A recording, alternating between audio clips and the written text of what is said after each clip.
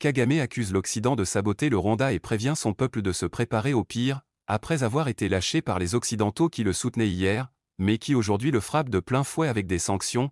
Paul Kagame s'est adressé à ses concitoyens ce dimanche 16 mars avec des mots lourds de sens.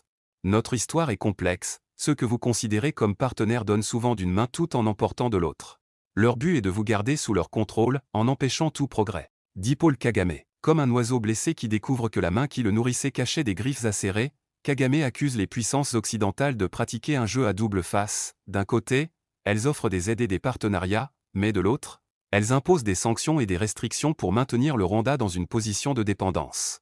Tel un marin trahi par la boussole qu'il suivait, Kagame semble désormais prêt à naviguer seul, en traçant sa propre route, loin de l'influence des puissances étrangères. Il laisse entendre que le Rwanda doit apprendre à voler de ses propres ailes, sans attendre la main tendue d'un partenaire qui pourrait, à tout moment, refermer son poing.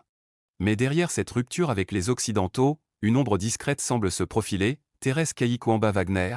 Kagame garde une dent tenace contre elle, convaincue qu'elle est celle qui a réussi à retourner les Occidentaux contre lui, grâce à son intelligence aiguisée, ses connaissances acquises à la prestigieuse université américaine de Harvard, et sa maîtrise parfaite du français, de l'anglais et de l'allemand. Thérèse Wagner a su toucher les cœurs des dirigeants occidentaux. Lors de cette même rencontre ce dimanche 16 mars, Kagame admet que des temps difficiles s'annoncent. Il avertit ses concitoyens, la faim, les difficultés économiques et la dure réalité des sanctions vont les frapper de plein fouet.